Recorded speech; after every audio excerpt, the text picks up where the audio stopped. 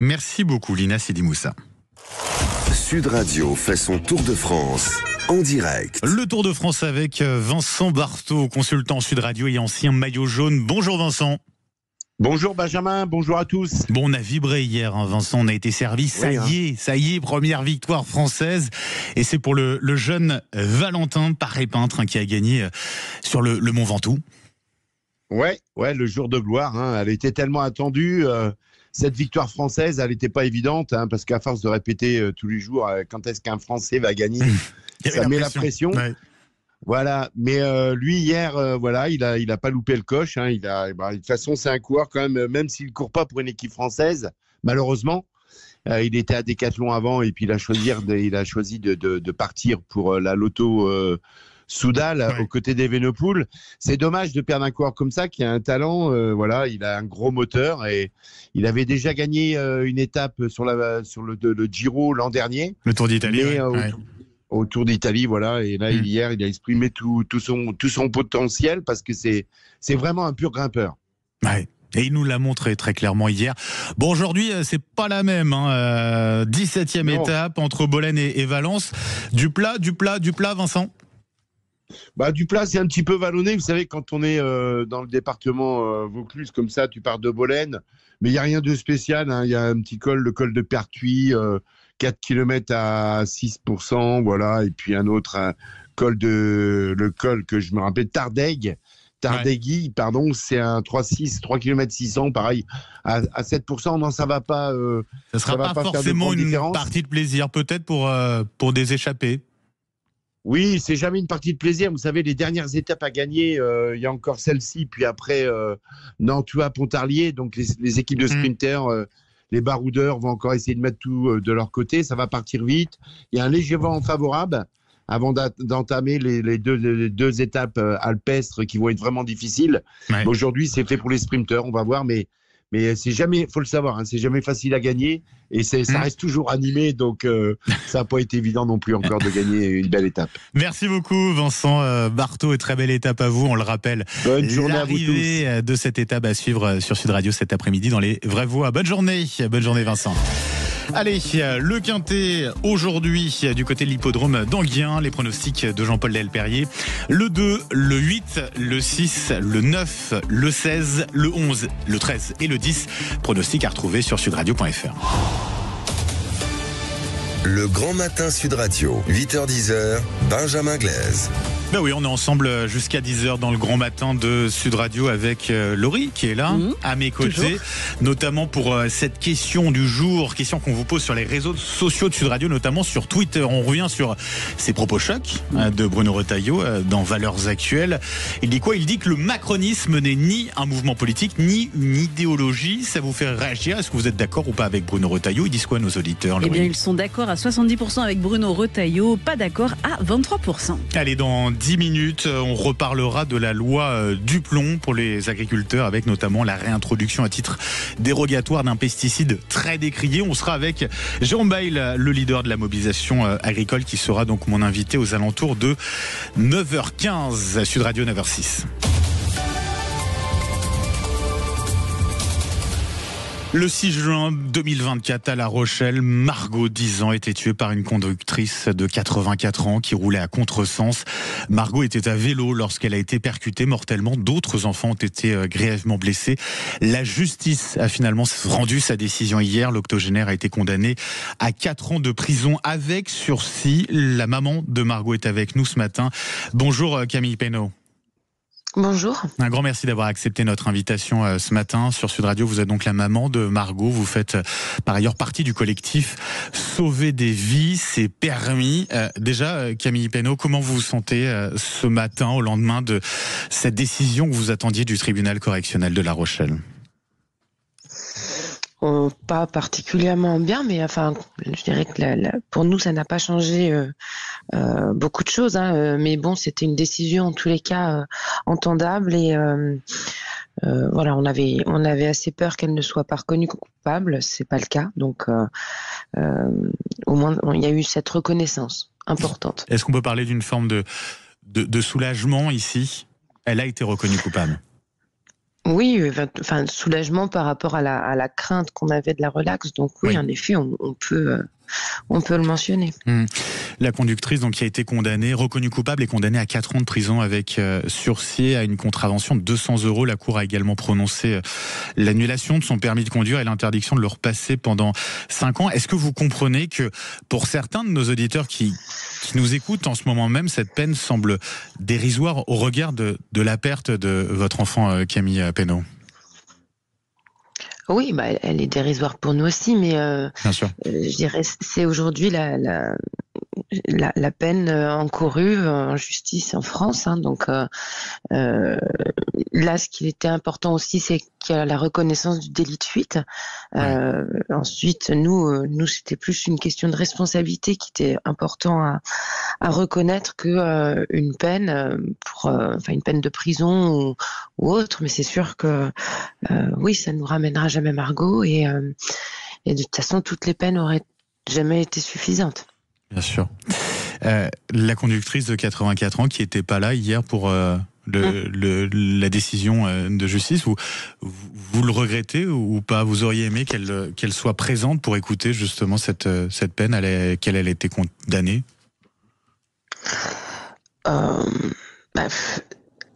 Être présente, ça aurait été éventuellement reconnaître, assumer sa responsabilité, ce qu'elle ne fait pas depuis le début. Donc, je dirais que son absence est une énième preuve de son comportement où elle ne se sent pas responsable, elle ne se sent pas touchée non plus. Hein, donc voilà, elle n'était pas là hier.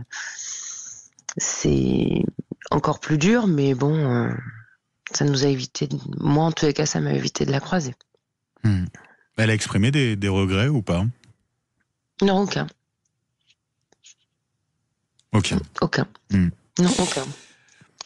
Vous faites partie, je le disais, du collectif Sauver des vies, c'est permis. Aujourd'hui, vous vous battez pour que ça change, pour que d'autres parents n'aient pas à vivre ce que vous vivez aujourd'hui, Camille Pénaud. Oui, tout à fait. Avec le collectif, donc on soutient, on a présenté donc une proposition de loi en mars dernier qui est inscrite à l'Assemblée et qui, on l'espère, va bientôt être mise à l'ordre du jour pour une discussion avec les législateurs et aussi ça amènera certainement la société à discuter de ce projet sur des tests d'aptitude. Qu'est-ce que vous demandez concrètement justement? Eh bien, on demande à ce que le renouvellement du permis de conduire, donc l'obtention et le renouvellement soient conditionnés à un test d'aptitude tous les 15 ans au début, et puis ensuite à partir de 66 ans tous les 5 ans. Alors, il y a une proposition de loi qui avait été déposée, soutenue par le gouvernement de l'époque au mois de mars dernier. Ça allait en ce sens. Le texte a été déposé à l'Assemblée nationale, il n'a toujours pas été inscrit à l'ordre du jour, c'est ça ? Tout à fait. C'est ça la difficulté aujourd'hui, c'est que le texte a été déposé. Il est porté donc par Monsieur Valtou et il y a 97 signataires. Ouais. Tout à fait. 97 signataires. Pour autant, il n'est toujours pas intégré à un ordre du jour pour un potentiel vote, ou en tous les cas avoir un vote à l'Assemblée, un débat. Ce que vous dites ce matin sur Sud Radio, c'est qu'il y a urgence. Il y a urgence à l'inscrire à l'ordre du jour de l'Assemblée nationale. Oui, il y a urgence. Moi, je suis intimement convaincue que la société est prête, que les Français sont prêts et soutiennent ce genre de proposition de loi. On est tous concernés dans nos familles. Hein. Ce sont des débats qui sont en général en plus pas très agréables quand on aborde. Ça touche un petit peu un tabou, effectivement aussi. Oui. Ouais. Donc, encadrer juridiquement l'aptitude à conduire, ça permettrait aussi à l'ensemble des Français d'avoir une solution, d'avoir un encadrement, une proposition. Je dirais qu'on est moins dans l'affectif, mais voilà, il y a quelqu'un de professionnel qui viendra juger si on est apte ou non, et pas nos parents, nos frères, nos sœurs. Voilà, ça peut aussi permettre ça. Parce que dans votre cas, la conductrice dont on parlait de 84 ans qui a été condamnée, elle n'aurait jamais dû prendre le volant si cette loi était passée, était déjà instaurée, puisqu'elle avait des antécédents médicaux, routiers connus. Exactement. Dans notre cas, moi, si la loi avait été en vigueur, elle n'aurait été plus apte à conduire. C'est évident, et donc l'accident aurait été évité. Vous êtes en contact aujourd'hui avec le gouvernement. Est-ce que vous avez des députés qui vous ont donné des garanties concernant cette proposition de loi ? On n'a aucune garantie, j'ai pas de contact particulier avec le gouvernement actuel. On a des contacts avec quelques députés qui soutiennent la loi, mais non, malheureusement aujourd'hui on n'a aucune garantie. Donc c'est un travail de tous les jours d'essayer de relancer, de contacter de nouveaux députés pour qu'ils soient courageux. Je sais que c'est aujourd'hui difficile pour certains, en particulier pour les peut-être des circonscriptions rurales, mais faut pas opposer les urbains et les ruraux sur cette loi. On est tous concernés par le risque qui peut être pris quand on n'est plus capable de conduire, que ce soit sur les routes de campagne ou sur des routes de ville. Donc on a conscience qu'aujourd'hui, pour certains, la conduite fait partie d'une indépendance, mais justement, il y a aussi beaucoup de choses qui peuvent être proposées, des solutions de mobilité, des taxis. Voilà, on peut trouver. C'est aussi une histoire de culture, de changer de culture, quoi. J'aimerais vous poser cette question aussi, Camille Pénaud. C'est sur la création d'un délit d'homicide routier. Ça a été adopté, entériné par le Parlement il y a 3 semaines. Là, ça va dans le bon sens ? On peut être en effet un peu optimiste quand on voit que cette loi a été votée. Maintenant, on n'est pas sur les mêmes contraintes certainement par rapport à l'homicide routier. Moi, je ne suis que pour cette. Évidemment, je trouvais que il était nécessaire de faire passer l'homicide routier, mais oui, il faut qu'il continue. Il ne faut pas s'arrêter là, surtout. Il ne faut pas penser qu'avec la loi de l'homicide routier, on est je dirais que c'est important, c'est une reconnaissance pour les victimes qui est vraiment nécessaire, mais ça n'empêche pas des vies malheureusement d'être sacrifiées sur la route, alors que les tests d'aptitude, il y a vraiment cette proposition pour que, en effet, quand on n'est plus apte, et donc quand on fait prendre un risque à la société parce qu'on conduit, donc là, l'idée c'est quand même de sauver des vies, oui. Votre message en tout cas est passé ce matin sur Sud Radio, Camille Pénaud. Merci d'avoir été avec nous. Je rappelle que vous êtes donc la maman de Margot qui a été tuée à vélo l'an dernier du côté de La Rochelle, membre du collectif Sauvons des vies, c'est permis. Merci d'avoir été avec nous ce matin sur Sud Radio, Camille Pénaud, et prenez soin de vous. Sud Radio à 9h16. Dans un instant, tout autre sujet, nous parlons de la loi du plomb. Jérôme Bail, le leader de la mobilisation agricole, sera mon invité juste après ça. Sud Radio. Parlons vrai. Parlons vrai. Sud Radio. Parlons vrai. Sud Radio. Parlons vrai. Bonjour. Et merci d'être avec nous ce matin sur Sud Radio. Éleveur, figure de la colère agricole, chef de file des ultras de la 64. Vous étiez mobilisé, on s'en souvient, sur le barrage de Carbone en Haute-Garonne. Quel regard tout d'abord vous portez sur cette pétition, Jérôme Bail ? Quel regard ? Ça prouve que le débat s'étanche, on va dire, mais la pétition avec 1,7 million de signatures, j'ai pas été trop à l'école, mais si on fait les petits calculs, qu'on le divise par le nombre d'habitants en France, ça fait à peu près 2,5% de la population. Donc c'est exactement ce qui représente l'électorat du parti écologiste aujourd'hui en France. Voilà. Ça veut dire que pour vous, finalement, elle n'est pas crédible d'une certaine manière, cette pétition ? Je ne dis pas qu'elle n'est pas crédible, je dis simplement qu'elle représente que 2,5% de la population française. Voilà. Moi, ce qui me dérange le plus, c'est pas la pétition, c'est qu'aujourd'hui, un parti comme le Parti écologiste en fait son fonds de commerce, puisqu'il parle que de ça. On voit notre grande amie Sandrine Rousseau qui déambule sur tous les plateaux télé en criant comme une hystérique et qui parle que du mot acétamiprine. Mais la loi du plomb, aujourd'hui, est-ce qu'elle correspond qu'au mot acétamiprine ? Et on va aller un peu plus loin. J'imagine que Sandrine Rousseau, elle croit en ce qu'elle dit, non ? Ouais, mais moi je crois aussi aux scientifiques Et jusqu'à preuve du contraire, Sandrine Rousseau, elle est prof d'économie, elle n'est pas scientifique. Et je vais même aller plus loin.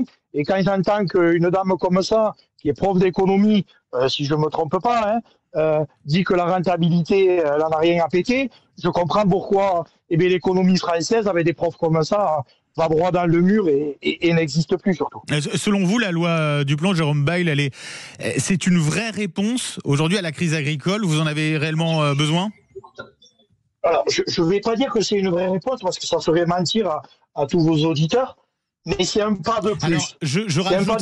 Alors, je rajouterais, Jérôme Bail, est-ce que c'est une victoire pour les agriculteurs si elle passe véritablement, ou est-ce que c'est une victoire pour les géants de l'agrochimie? Parce que c'est ce que reprochent les opposants au texte notamment. Alors, c'est pas. Mais ça, c'est faire un raccourci. Aujourd'hui, ça sera un pas de plus pour l'agriculture. Voilà, moi je parle pas d'agro-industrie, je parle d'agriculture en général. Moi je peux vous détailler mon exploitation. Aujourd'hui j'ai 230 hectares puisque j'ai repris les terres de mon oncle parce qu'il n'y avait pas de repreneur. J'ai 100 vaches et je suis classé comme élevage intensif. Je pense que mes vaches sont toutes à l'herbe à la pâture. Ouais. Je fais de la culture où j'utilise très très peu de pesticides. Donc je me vois mal être considéré comme quelqu'un de l'élevage intensif. Voilà. Pour la loi Duplon, pour y revenir, il n'y a pas que le retour de l'acétamiprine. Moi, je vais vous dire ce qui dérange le plus aujourd'hui le Parti écologiste, c'est que dans la loi Duplon, il y a marqué que l'agriculture devenait un intérêt majeur de la nation. C'est ça qui les dérange. Pourquoi vous pensez que ça les dérange ? Mais parce que tout simplement, ils pensent que derrière, ces gens-là, mais c'est normal, hein, ils vont pas mettre en avant ça, puisqu'ils se mettraient encore toute la population à dos, déjà qu'ils en ont une grande partie. Mais ce que je veux dire, c'est qu'ils se disent, si l'agriculture est un intérêt majeur de la nation, tout simplement, ça va être difficile de restreindre encore les lois contre l'agriculture. Parce que leur objectif aujourd'hui, c'est ça. On peut parler de l'acétamipine qui fait débat. C'est de promouvoir l'agriculture biologique, le circuit court. C'est un peu ça, finalement, aussi, la logique des écologistes. Mais allez voir les agriculteurs en bio. Allez voir les agriculteurs en bio en France, que tout le monde défend. Les Français, l'alimentation des Français, dans les années 90, c'était 33% de leur budget. Aujourd'hui, c'est 10%. Les Français n'ont plus de rond. C'est pour ça qu'on voit qu'il y a une crise aujourd'hui dans l'agriculture bio, avec des agriculteurs en bio qui décident d'arrêter tout simplement et de revenir à une agriculture différente. Mais on va se dire les choses. Mais jamais on va se dire les choses aujourd'hui. C'est que si l'agriculture bio n'était pas perfusée de primes, il n'y aurait pas d'agriculture bio en France. Oui, il faut bien se dire ça. Et quand j'entends aujourd'hui les écologistes qui disent l'acétamipride c'est dangereux, il n'y a pas de souci. Mais l'EFSA, quand même, qui est l'Institut européen de la santé alimentaire, aujourd'hui l'autorise.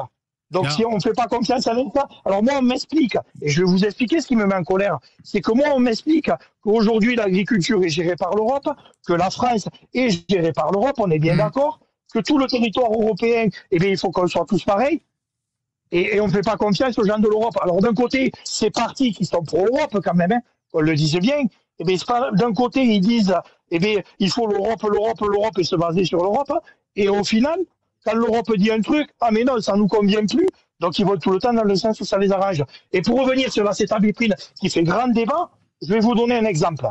J'ai été dans un supermarché pas plus tard que la semaine dernière.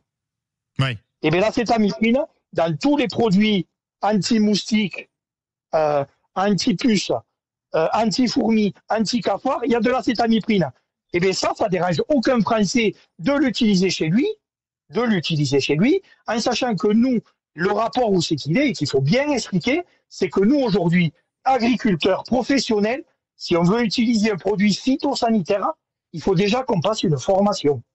Une formation pour pouvoir l'utiliser et comment l'utiliser.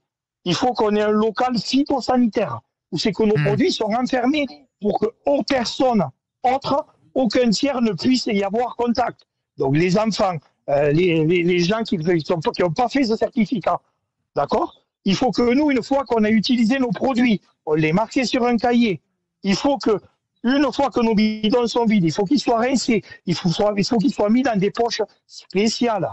Il faut que ces poches-là soient remises en centre de récupération, de collecte de déchets spéciaux.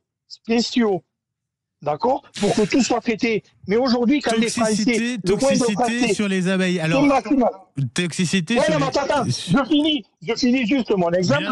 Bien sûr. Aujourd'hui, monsieur tout le monde peut aller au supermarché, peut acheter des produits, des répulsifs anti-puces, peut l'utiliser, peut le laisser dans sa maison, où c'est que son gamin peut le prendre, s'amuser avec, boire et en faire ce qu'il en veut, parce qu'on ne surveille toujours pas tout. Et une fois que le flacon est vide, on peut le mettre dans n'importe quel conteneur. Ça va être passé en déchetterie. Alors, il faut arrêter. Il faut arrêter à nous, agriculteurs, de nous demander d'être tout le temps plus blanc que blanc, en sachant que aujourd'hui, monsieur tout le monde utilise de l'acétamipride dans sa maison. Voilà, c'est ça qu'il faut comprendre. Jérôme Bail, ça veut dire aujourd'hui que les agriculteurs ne peuvent pas se passer, en tout cas un certain nombre d'agriculteurs ne peuvent pas se passer de pesticides, c'est ça? Et est-ce qu'il n'y a pas une inquiétude, parce que vous êtes en première ligne, justement, pour votre santé, quand vous utilisez des pesticides? Vous en utilisez un petit peu, Jérôme Bail. Dites-nous. Déjà, j'en utilise un petit peu. Et moi, je vous dis, j'ai fait une formation spéciale. Quand j'utilise un pesticide, j'ai des gants, j'ai un masque. On regarde tout. On fait super attention. On est les premiers au contact. Mais je vous le redis, l'exemple que je vais vous prendre, que monsieur tout le monde aujourd'hui utilise sans le savoir. Ils ne prennent aucune précaution comme nous on le prend. On peut prendre le cypromine qui est utilisé dans les colliers anti-puces des chiens. Mais vous imaginez que tous les chiens qui vivent en ville, ils dorment sur le canapé, que les enfants caressent le chien avec le collier et qu'ils se lèchent les doigts après. Voilà. L'acétamipride, je vais revenir sur l'étude de Madame Rousseau, qui nous a expliqué au soir qu'elle était scientifique sur BFM. Bon, je ne devrais pas citer la télé, mais je le dis quand même. Vous pouvez, oui. Elle dit qu'aujourd'hui, une étude a été prouvé que les enfants qu'on a retrouvé des traces d'acétamipride dans le liquide crânien des enfants entre 8 mois et 5 ans. Il n'y a pas de problème, Madame Rousseau, j'entends très bien votre étude. Sauf qu'en France, l'acétamipride est interdite dans le monde agricole depuis 2018. Donc, je n'ai pas été encore trop à l'école, mais 2025 moins 2018, ça fait 7 ans. Donc, ces enfants-là qui ont été testés et contrôlés positifs à ça, désolé, ça ne vient pas de l'agriculture française. Et un autre truc que je veux dire, il faut quand même dire, depuis 30 ans, l'agriculture française n'a jamais à tout le temps fait des efforts. C'est la seule profession en France qui a fait autant d'efforts sur l'environnement. Et les conséquences sur l'environnement, elles sont de plus en plus... Je reviens juste sur ce que vous avez dit, Jérôme Bail, sur l'acétamipride et les colliers antipuces. Après, enfin, c'est ce que dit un certain nombre d'articles que je lisais. Il n'y a pas d'acétamipride en tout cas sur les colliers antipuces en particulier. Voilà, c'était juste. Ah non, il n'y a pas d'acétamipride. Il y a juste du fipronil, qui est interdite dans le monde agricole, depuis 1999, parce que c'est un produit super toxique. Alors c'est encore pire. Oui. C'est encore pire. Voilà. Non, mais ce que je veux dire aujourd'hui, la loi du plomb, on fait trop de raccourcis dessus. Et ça crée des tensions incroyables. Jérôme Bail, vous avez vu ces permanences de députés dégradées parce qu'ils ont voté pour ou contre la loi du plomb. Ça va trop loin, là. Non. Mais bien sûr, ça va trop loin. Mais moi, je ne cautionne pas la violence. Loin de là, et vous vous rappelez à Carbone, on n'a rien dégradé. Moi, je ne cautionne pas ça. Mais par contre, aujourd'hui, des agriculteurs sont excédés, vont s'en prendre aux permanences, chose que je ne cautionne pas. Mais par contre, n'oubliez pas qu'il y a 2 mois, pour 1 mois et demi, j'étais passé dans votre émission, et qu'une députée de la Nation, Lisa Bellucco, pour ne pas la citer, avait appelé les militants écolos à aller dégrader le matériel d'irrigation des agriculteurs. Voilà. Donc, au bout d'un moment, nous, on a nos torts, mais eux aussi ont leur tort. Voilà. Et pour revenir sur la loi du plomb quand même, parce que c'est le sujet, hein, là, Bien sûr. je parle, mais Bien sûr. aujourd'hui, vous faites trop de raccourcis. Et quand je dis vous, c'est tous les médias français. Hein, on parle de suite, quand on parle la facilitation de retenir l'eau, on parle de méga-bassines. C'est vrai. Et moi, chez moi, je veux pas faire une méga-bassine. Hein. Ouais. Je veux juste faire une retenue collinaire, comme l'ont fait mes parents, comme l'ont fait mes grands-parents, comme l'ont fait... Les Romains l'ont fait, les retenues collinaires. Bien ça sûr, s'appelait des mares à l'époque. Jérôme Voilà. Bail, Donc, Jérôme Bail, on si peut Emmanuel juste ça. Macron, Voilà. si Emmanuel Macron, d'un mot rapide, puisque le temps file, mais c'est pour ça aussi, j'aimerais préciser qu'on vous reçoit, Jérôme Bail, qu'on recevait encore l'autre jour un agriculteur aussi qui racontait son quotidien et pourquoi il avait besoin, en l'occurrence, de ce pesticide, tout en faisant attention sur son utilisation. Jérôme Bail, si Emmanuel Macron ne promulgue pas la loi du plomb, vous ressortez manifester ou pas, en un mot? De toute façon, il se passera bien quelque chose. Ouais. Il se passera bien quelque chose. Et moi, je peux vous dire un truc, c'est que mon petit doigt me dit que les Français auront faim. Parce qu'aujourd'hui, il n'y a plus de betteraves sucrières en France, il n'y a pas de problème. Mais il ne rentrera plus de betteraves sucrières en France. Je vous le dis de suite. Ouais. Les Français ne mangeront plus de sucre. Voilà.